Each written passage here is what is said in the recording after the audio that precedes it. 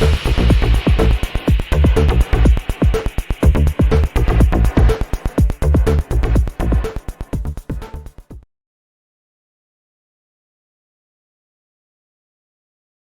there everybody, and welcome to another video. On today's video I have this Peugeot 308. This is a 2019 and I'm gonna be changing the front brake discs and pads. So just before I start, just want to remind you, don't forget to like, follow, subscribe if you like the video or if it helps you in any way. And if you have any questions at the end of the video, then do go ahead and let me know. Just leave me a comment or a question and I will reply if I know the answer. If I don't know the answer, I'll also reply. But anyway, this is a 2019 and it should be a fairly straightforward changing of the discs and pads, depending a little bit on how many miles your car is done. If your car has a lot of miles, sometimes corrosion can form and obviously makes the job a little bit harder. This particular one is done 40,000 miles, so it might not be too bad to do them. So I am going to start by opening the bonnet, which is the first thing we're going to do. And let me just change the camera here.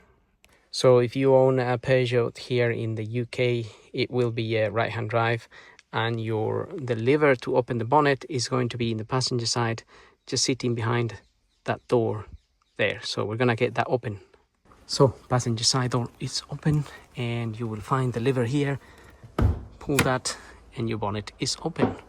Now another thing is I'm working on a ramp, so obviously for me it's easy to get the car up and remove the wheels and do that, luckily. However, obviously if you haven't got a ramp, you're gonna have to jack up the car, put it on axle stands, and it would be a good idea to have a look at a video on how to do that for your specific model, or even have a look at your manual. Let's get this bonnet open. So if you put your fingers just in there, there's gonna be this little, difficult to see from here, but you have to pull that little lever as well and open the bonnet. Now we have to get our stick here and hold the bonnet. Right, there we are. That's the bonnet support there. So anyway, the reason for opening the bonnet is so we can open the brake fluid reservoir, which is sitting right here. Just go ahead and open that little cap. And the reason for this is when we push the pistons back to remove the pads, the fluid will come back into the reservoir. So if this is closed, you're going to experience some resistance, and also, to be fair, some of the O-rings can be damaged when we push the pistons back if we don't open this, because we're forcing pressure. Anyway, once that is open, the other thing I would say about this, if this is full, as the pads were down, usually we tend to check the brake fluid and we top it up because it looks like it's dropping. But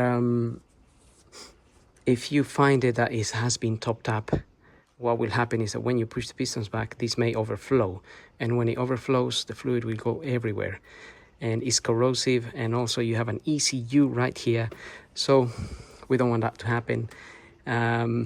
So I would say is either drain some of the fluid if it's too much in there, or put a lot of paper here to protect your ECU and any other areas where the fluid can go down to and corrode it in time.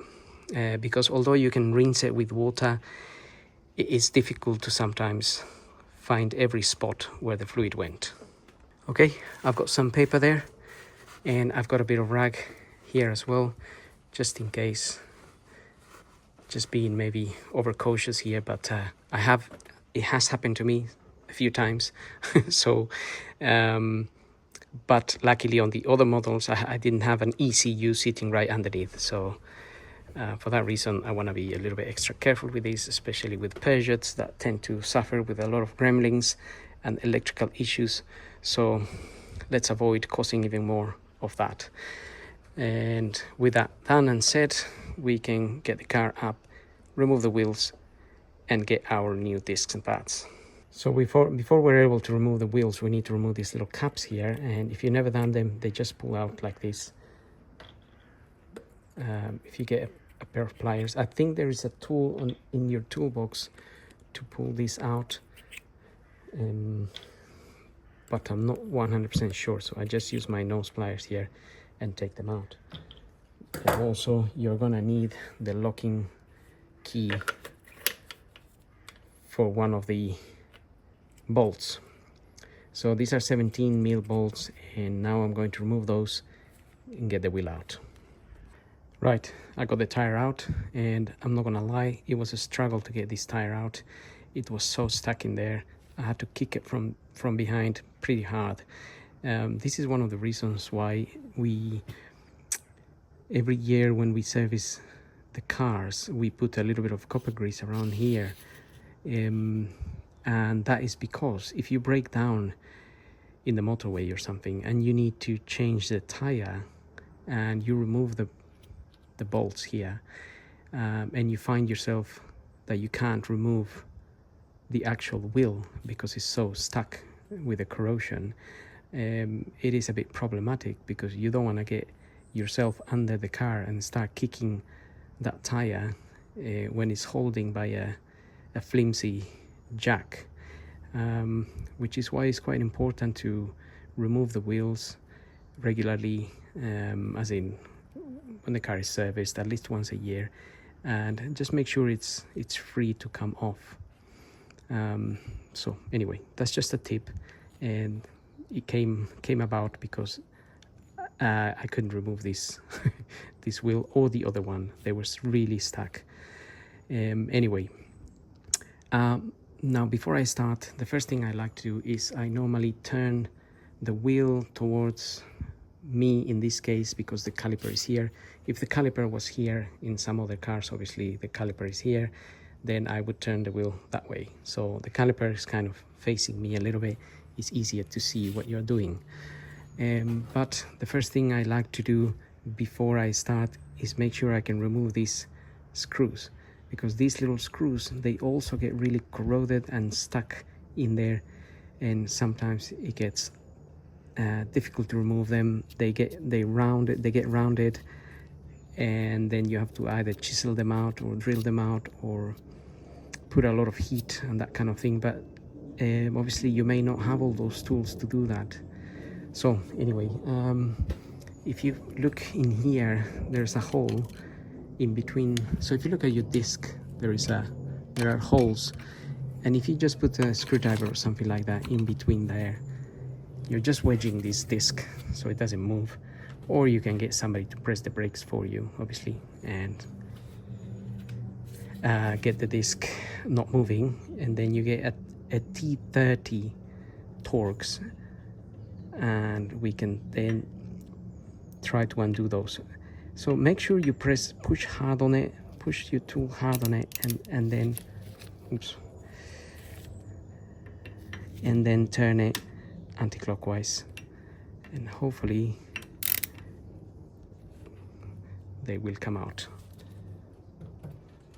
So those are nice and loose now.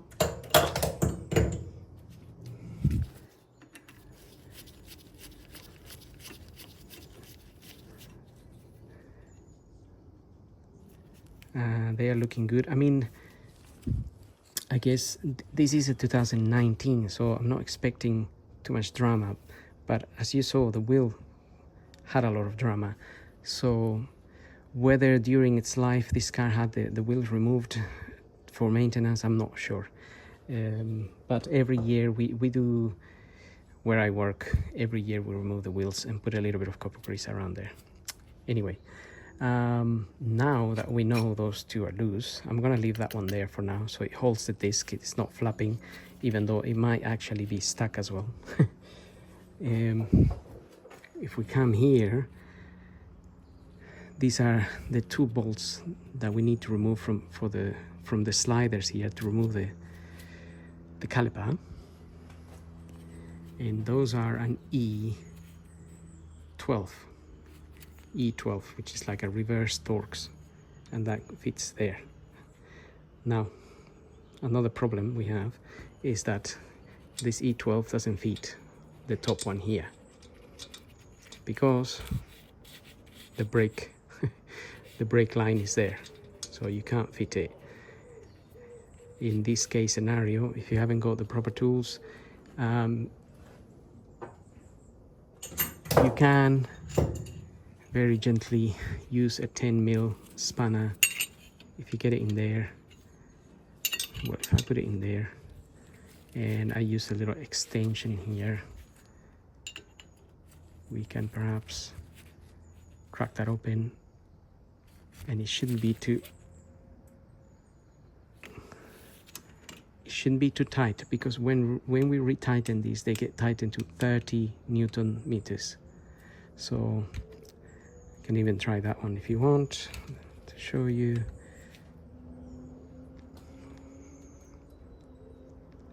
So just gently get that open. And if you find that this bit is turning, then you can hold it with some pliers and take this out. So now that is loose, we could just remove them out a little bit, but before removing them completely, what I want to do is I'm going to wedge a screwdriver here and push the piston back. All right, if we get our flathead screwdriver in there, we can just gently push that. That's gonna make sure the piston goes all the way in. Now we can just, I'm gonna try and wedge it between the disc and the old pad there. There we are. So just there. And then we push the rest of that piston back.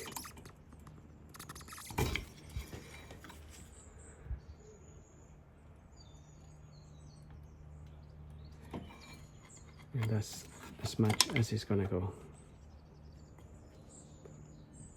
With that done, we can then remove the slider or caliper bolts. Yeah.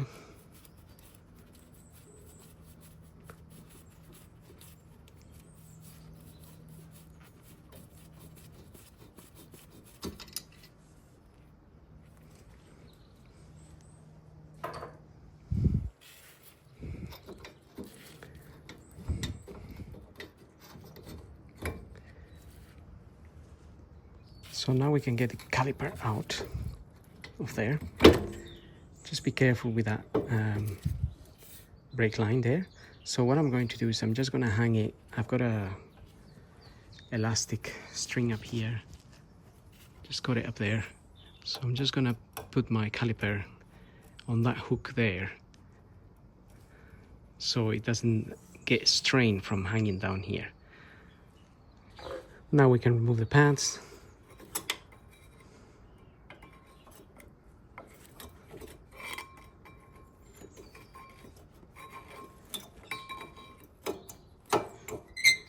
So just slide them out.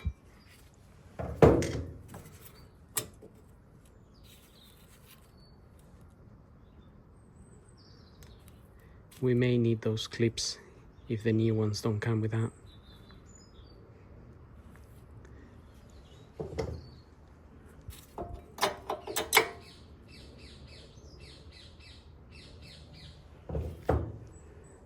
Right, now we need to remove these parts.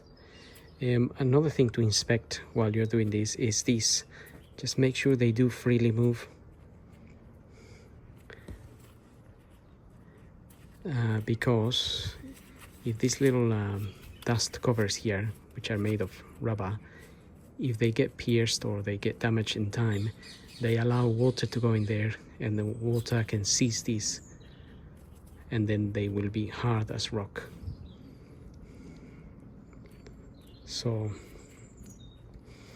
you can take this out, you can take these pins out. These little rubbers are only plugged in on the sides there, you can take them out, clean them, and put new grease on them.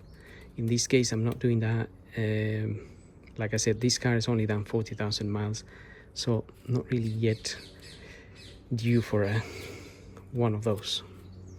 But you can do it if you want to anyway. It's not really a big drama. But one of the reasons I'm not doing it as well is because I haven't got the proper grease to go in there. So you can do a Google search on pin sliders grease, so you can get the correct grease. Anyway, you can see everything, all the dirt here, you can see all the corrosion that's forming.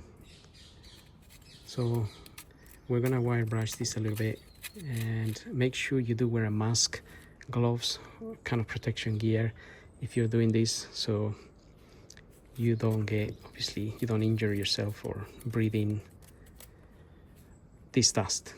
So, and also now we're going to remove this. You need an 18mm socket for this, and maybe a power bar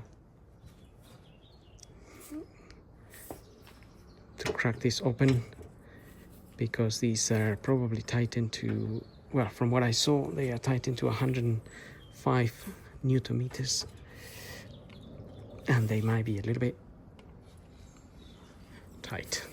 So that wasn't too bad.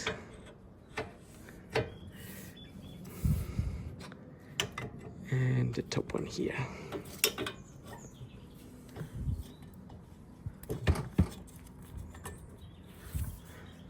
Make sure it's sitting in properly,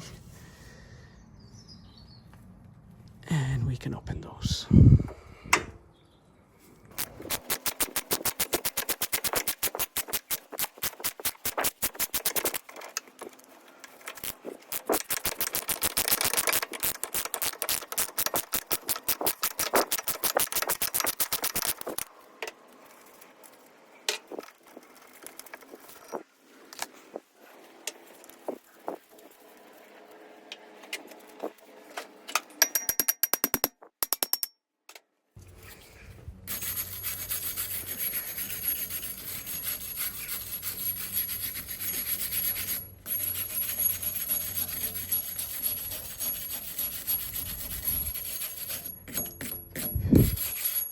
So now you can start your job of wire brushing things.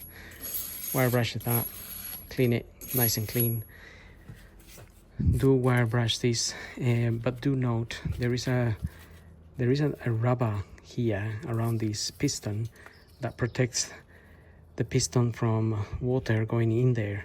So sometimes that rubber can be a little bit visible, and this kind of wire brush is very hard, and if you put it in there, it can pierce it, it can actually damage it. So stick to your hard wire brusher to these areas here or here, and you can use a soft wire brush. It's something that I have here. It's very soft, it doesn't damage. You can use it around there a little bit and obviously clean the area as much as you can clean it. You don't have to go mad with it. And also we want to clean this here. We want to clean these areas. So again, use your wire brush, clean it nice and clean. And one thing to note, again, this is very hard. You can damage those rubbers there as well, the slider dust covers. So be gentle around, just don't pierce those. And if you want to clean that a little bit, use your soft wire brush to clean around the area. So I'm gonna go ahead and do that now. Another thing to notice about these caliper carriers, obviously you check the pins, the sliders, the little rubbers, make sure they're moving, but also these little pins, these little mounts here, this is where the pads mount onto. So again, if your car has done a lot of miles or has been exposed to areas where there is a lot of corrosion, corrosion can form below these pins, under these pins, so somewhere in these areas. And when that happens, these start sort of coming up a bit, and when they come up, the pads get stuck and whatnot. So, and then they start wearing unevenly or a bit dodgily. So if your car does have a lot of corrosion on this, you can remove these pins just by flicking them out. Literally, they do come out. Or if you just want to remove them to clean the area underneath. So that's just coming out, and there we are. So you can go ahead and give that bit there a clean. You can see how it forms, the dust forms. Okay.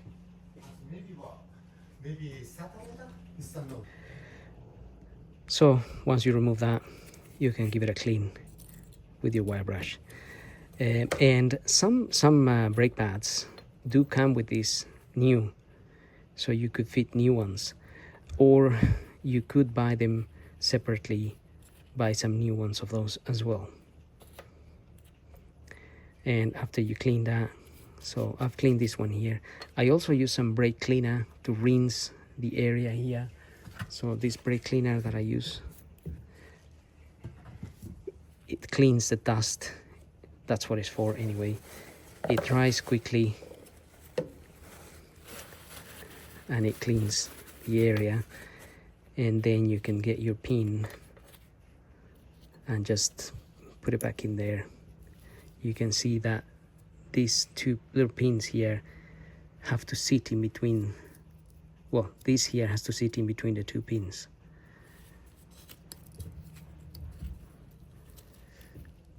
So sometimes they can be a little bit hard to fit, but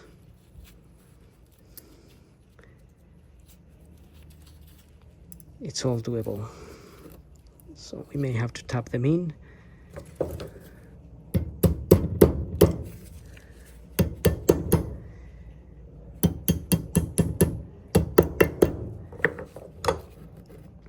And that's it. They just have to sit in there properly. Now I'm gonna do the same with that. Right, when you have the whole nice area nice and clean, I've got a little bit of copper grease here, and you can add a little bit of a smudge in there. Not really a lot.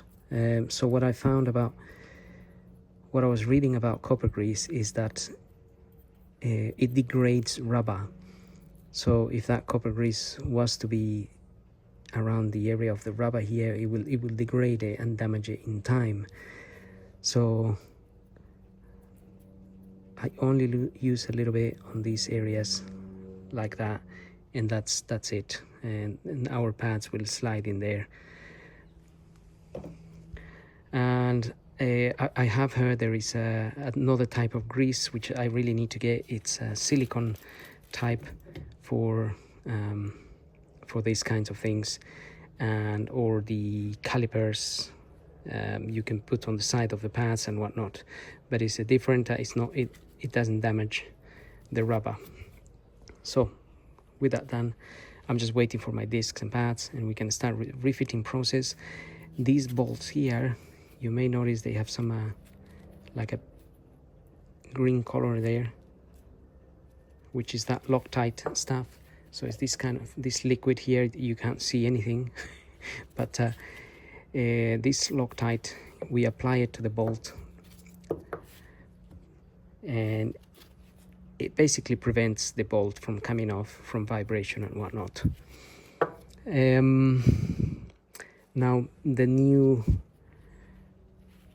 new pads may come with new bolts, but if they don't, normally I also use a little bit of the Loctite on this.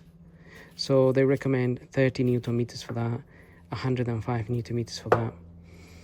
And I'm gonna make a list of all the things that I'm using as far as I remember on the description of the video, and you can have a look. I'm gonna put links to Amazon where you could get this kind of stuff, whatever I can find. But otherwise, even the discs and the pads. But make sure you always check with your supplier or wherever you buy discs and pads from, that you have the correct ones for your car.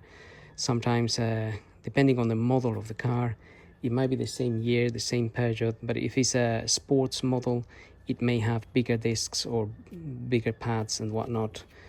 So that's why you can't just blindly order whatever I place in the description. You have to double check with your car. All right, well, I'm gonna wait for my bits. Right, I've got my new pads. These are the ones, and these are the old ones. Just make a note of the ones you remove, because they are slightly different shape. You may notice this is a little bit more round here. This is the side of the piston on the caliper, and this one is a bit flatter. That goes on the other side. So something to note, because when you get the new ones, you don't want to fit two of the same on one side. And actually these are the pads I got here. PAD 1971 Apec, and they did come with new pins, so I fitted one there. So those little pins fit on the side. If you find that they are a little bit loose, by the way, so just push them in there, they slide in. However, so what I was saying is that if these little pins, when you put them in, if they're a little bit too big, they feel a bit loose, you could just grab your nose pliers or some sort of pliers and just close them a little bit. Just make them a little bit tighter.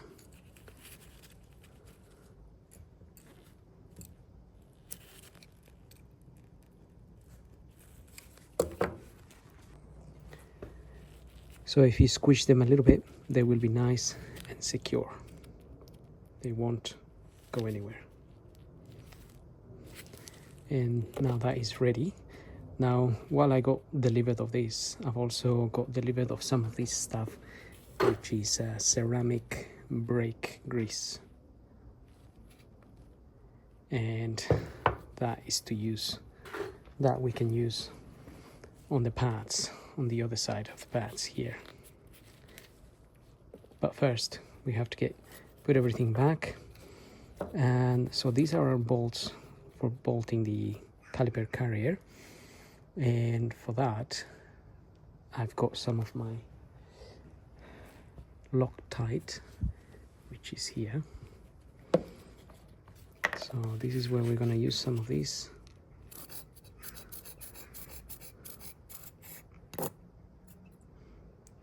Just put a little bit of that there.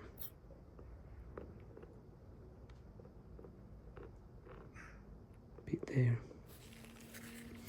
And these are for the caliper bolts.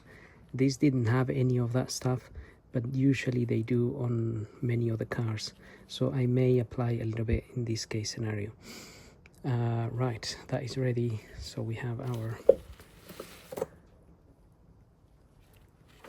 caliper carrier here, which I put a little bit of copper grease, as I mentioned. But now that I've got that other ceramic grease, that's what I'm going to be using actually before I fit that, I've got my discs as well. These are the discs that I've got, the Apec Blue SDK 6819. Obviously always compare it to the one that you removed, make sure the fitting is correct, and we need to clean these because they come with a little bit of oil on them, I guess to prevent corrosion forming on the surface. So give them a bit of a clean, and I'm using brake cleaner for doing that. Can do this side as well.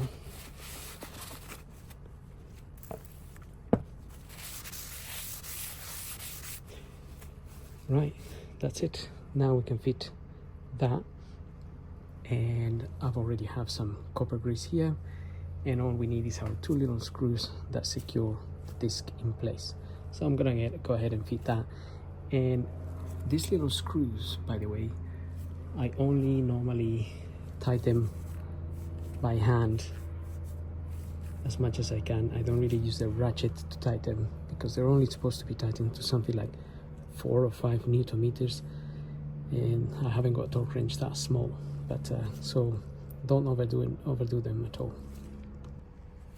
Here we are. So you could add a little bit of that Loctite to this, just a little bit on the tip. These 2 screws, they don't really, they're only like guide screws, basically for holding the disc in place while you reassemble your caliper and whatnot, but they don't really they're not securing the disc as such. What secures the discs in place is when you put your wheel and the bolts in there. Some cars, some models don't actually have those little screws. I think some Japanese cars, they don't actually have those. It's only some cars that have that kind of thing. Anyway, that is in. Like I said, I'm not really doing more than that on those, and now we can get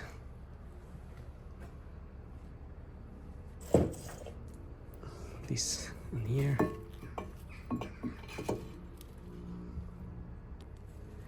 Okay, no rocket science, I just needed my 2 hands to get the bolts on. So put them on by hand, make sure the thread is going in the right way, and then we can use our ratchet.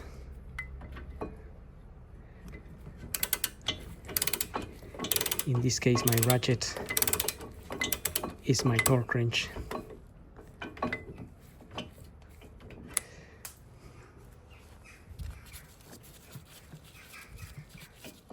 And my torque wrench is set to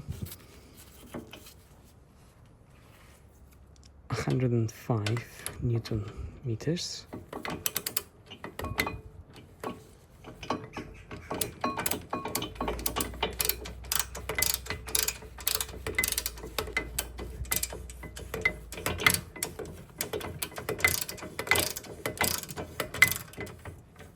Okay.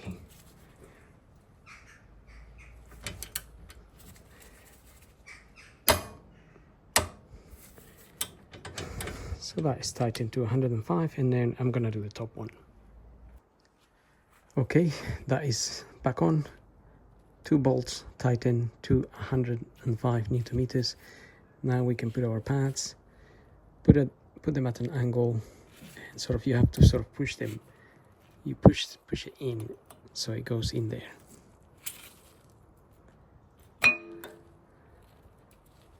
Because that little pin there is like a spring. Same for this side.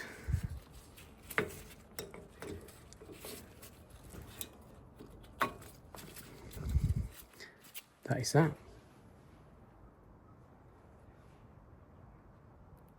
Now we can grab a little bit of that ceramic grease.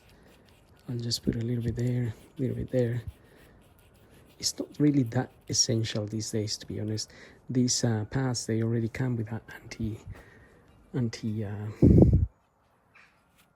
what's it called? Anti-noise. It's got a name, but it prevents from the pads sticking and then squeaking. Oh yeah, anti-squeak, that's what I meant to say. Right, just got it around there. It's a bit more circular for the piston there, and these sides here. That is that. Now we can get our caliper on there. So you just have to push on these, on the pins here, and that should slide in there. Obviously mine is still a little bit secure here. I just have to disconnect it from here now I'm gonna disconnect that and just put it in place. You may notice sometimes the piston comes out a little bit and you may have to push it back a little bit, but sometimes. Right, that's on, no dramas. And now we can fit this. So like I said, I'm gonna add a little bit of this Loctite on them.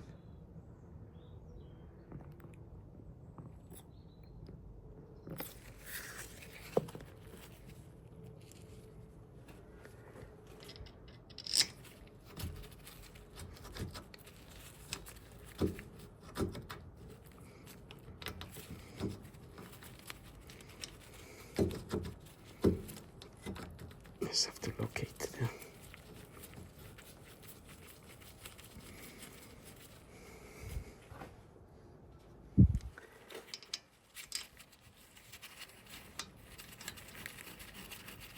Again, put them in by hand as much as you can.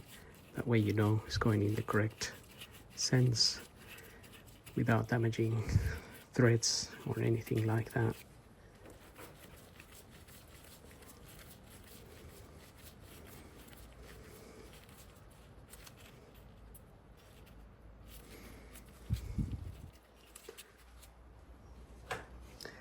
I do have a torque wrench here set to 30, and you may notice that 30 isn't a lot of force at all.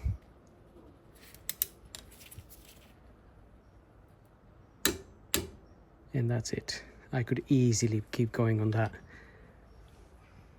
So when it comes to this one,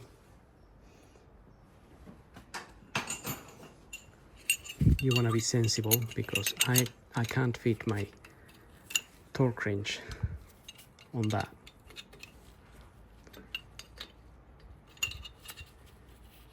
And the last thing you want is to break that bolt or anything. So when you tighten it, just do it again, just to a sensible point,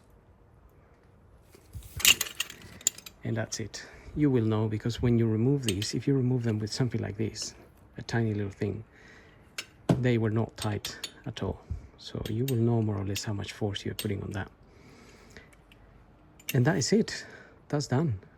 That's nicely finished. So if you want to recap, just to recap, you've tightened your carrier bolts to the correct Newton meter setting. You tighten your 2 bolts for the caliper. You've tightened your 2 screws here for the disc, and you got your pads in place. So everything is good. Now I'm going to straighten this wheel, and I'm going to put the wheel back on. But just before I do that, I will add a bit of copper grease here to these surfaces. And like I said, mainly to keep these things from corroding, especially these screws for the next time. And I did put a little bit of copper grease on the bolts as well, by the way, again to prevent them from seizing or whatever. Okay, now wheel back on. Right, wheels are on, car's down on the ground. First thing I'm going to do is I am going to now, actually, let me just show you here. You may see that the fluid here has actually overfilled, and it's lucky I put my papers here, but you may be able to see all this area is wet, and that's what I was trying to say. That has actually overfilled. But anyway, the first thing to do is to pump the brake.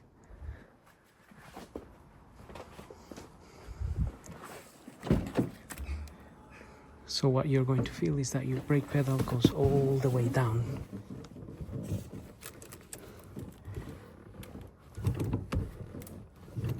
So pump it a few times until it's nice and hard.